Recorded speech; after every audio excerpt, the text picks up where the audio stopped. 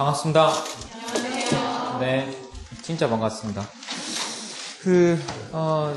강의 계획서 한번 봐주세요. 강의 계획서.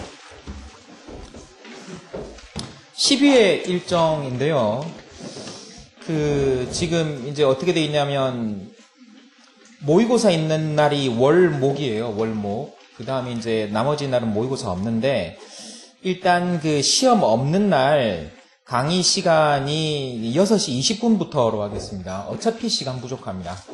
어차피 시간 부족하니까 미리 당겨서 하겠습니다. 미리 이렇게 안 해놓으면 제가 말을 안 해요. 귀찮아 하면서 말 안 해가지고 결국 나중에 난리 납니다. 그 다음 마치는 시간은 10시 반은 안 넘습니다. 마지막 날만 10시 반을 넘을 수 있습니다. 그러나 그전에는 절대 10시 반 안 넘습니다.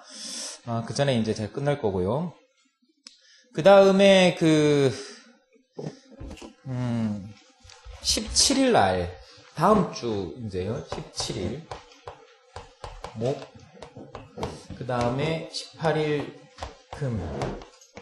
금인데, 원래 이제 여기 17일 날 모의고사를 보게 돼 있잖아요. 근데 이날 모의고사를 안 볼 거예요. 왜냐하면 19일 날 지금 제가 강의를 할 수 있을지 없을지가 조금 불확실합니다. 사정을 말씀드리자면, 어머님이 지금 수술이 잡히셨어요. 큰 수술은 아닌데, 아들이 곁에 있어주면 좋겠다. 라고 부탁하는데 제가 수업해야 돼요. 이렇게 소리 못 하겠더라고요. 그래가지고, 일단 그러니까 이날을 풀로 수업을 잡도록 합시다. 하고, 그 다음에 18일 날 이 자리 나와가지고 모의고사 보실 수도 있고, 아니면은 원하시는 분들은 모의고사 자료를 받아가지고, 왜냐면 이렇게 왔다 갔다 하시는 분들이 있으니까, 그런 분들은 시간 재가지고 집에서 혼자 풀어보셔도 괜찮겠습니다. 그렇게 좀 진행을 하도록 하면, 종강날은 25일이 아마 될 것 같습니다. 25일 제가 바쁩니다. 선생님, 전 바쁜 사람인데 이런 식으로 하시면 안 됩니다. 학원에서 아마 그런 분들을 위해 가지고 복습 동영상을 좀 제공을 할 거예요. 그래서 그런 분들은 마지막 날 강의는 복습 동영상을 조금 이용해 주시면 좋지 않을까. 좀 넉넉하게 준다고 하니까 활용을 해 보시면 좋겠습니다. 자, 그 다음에 이번 강의 주 교재는 김인준 교수님 책 심판 교재입니다. 7판이 나왔는데요. 선생님, 전 예전부터 6판 가지고 있었습니다. 별 관계 없을 것 같습니다. 내용이 전혀 바뀌지 않은 챕터가 18개. 그 다음 내용이 바뀐 챕터가 5개 있는데, 그 5개 중에서도 하나는 그냥 데이터 바뀐 거예요. 데이터 바뀐 거라서, 제 생각에는 6판 가지고 계셔도 별 관계는 없을 것 같아요. 그래서 혹시나 제가 말씀을 드리는데, 무역론에서는 제 페이지 말씀드릴 때만 조금 조심하시면 되는데, 제가 9판 페이지도 말씀드릴게요. 잠시만요. 9판 갖고 계신 분. 네, 9판 갖고 계셔도 들을 수 있도록 그렇게 하도록 하겠습니다.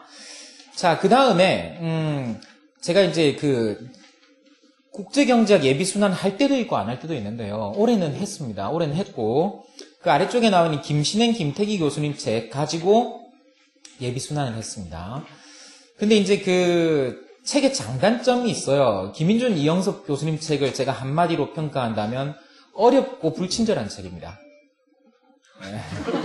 굉장히 중요한 시점이랍니다. 어렵고 불친절한 책인데 학습하기에 체계가 훌륭해요. 체계가. 이 시스템이 잘 돼 있어요. 체계가 잘 돼 있고 공부할 땐 어려운데 나중에 해보시면 정리할 때 좋아요. 공부할 땐 어려운데 정리할 때 좋아요. 그래서 쭉 이 책으로 해오다가 1학기 때 경제학 기초가 아직 안 잡힌 학생들한테 김인준 교수님 책으로 강의한다는 것은 듣는 분들한테도 고역이고 강의하는 사람한테도 고문이거든요.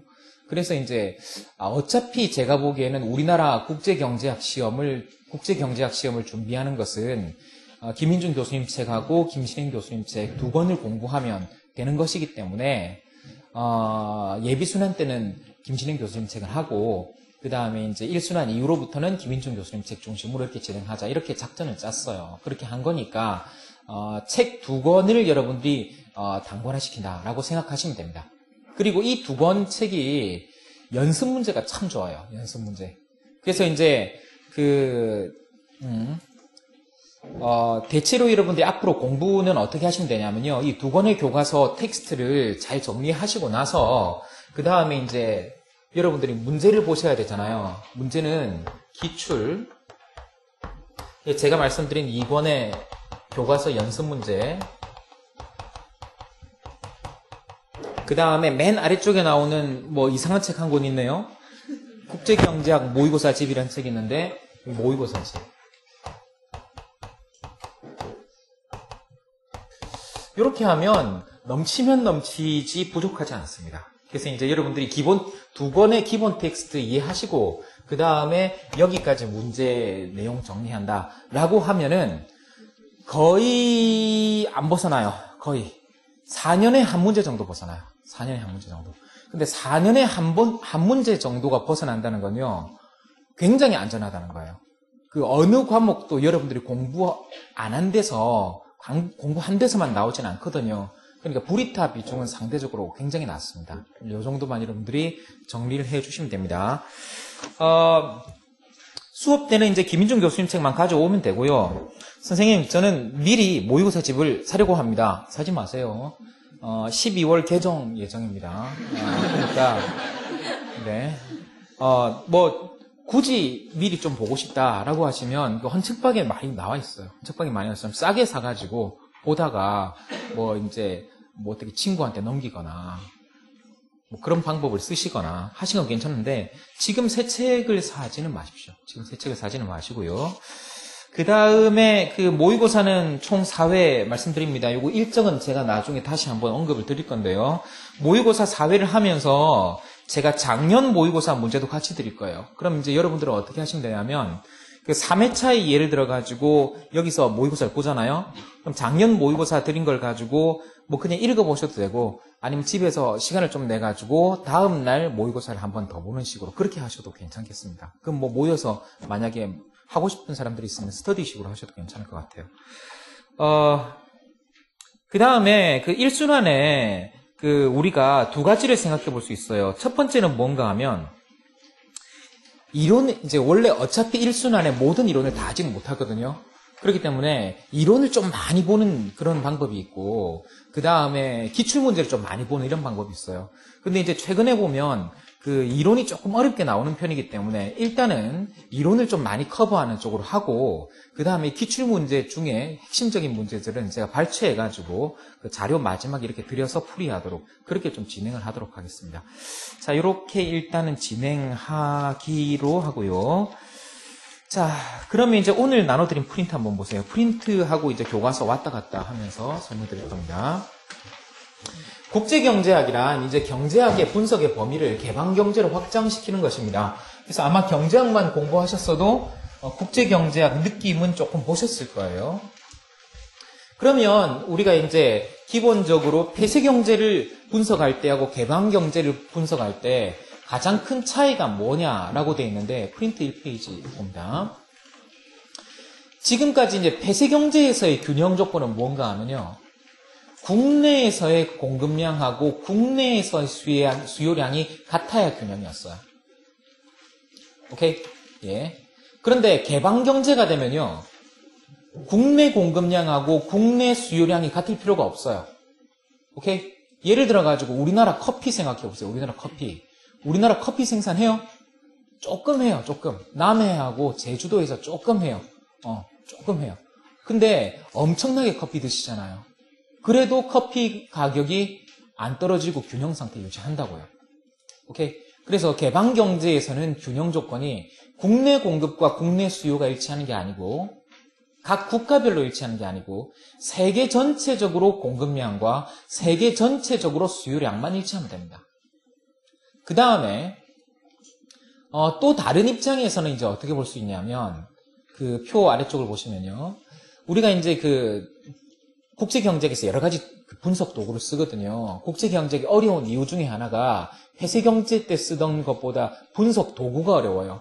분석 도구가 어려운 그런 이유도 있는데, 봅시다. 생산 및 소비 입장에서 보면 폐쇄경제에서는 반드시 자국의 생산 가능 곡선 상에서 소비가 이루어지게 돼 있어요. 자국의 생산 가능성을 넘어갈 수가 없어요. 근데 오른쪽에 보시면요.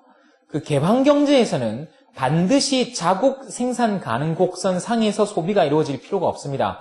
자국의 생산 가능성을 넘어서는 소비가 이루어질 수도 있습니다. 이게 이제 사실은 개방경제의 굉장히 중요한 특징이며 동시에 무역이 줄 수 있는 이익이에요.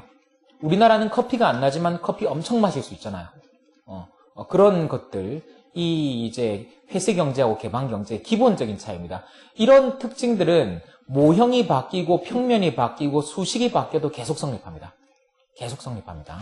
이런 관계가 있을 것이다 생각해 놓으시고, 자, 그럼 이제 폐쇄경제하고 개방경제가 다르다는 것을 대표적인 모형들을 사용해서 한번 나타내 보겠습니다. 그래서 지금 보시면 아래쪽에 부분균형 분석, 그 다음에 일반균형 접근돼 있잖아요. 근데 부분균형 접근하면은 대부분 뭘 이야기하냐면 수요 공급 곡선, 우리가 보통 사용하던 한 상품에 대한 수요 공급 곡선 사용해서 분석을 하는 경우가 많아요. 그래서 이제 아래쪽에 이렇게 해놓으세요. 그림이 두 개가 그려져 있고 이렇게 Q, P가 있는데,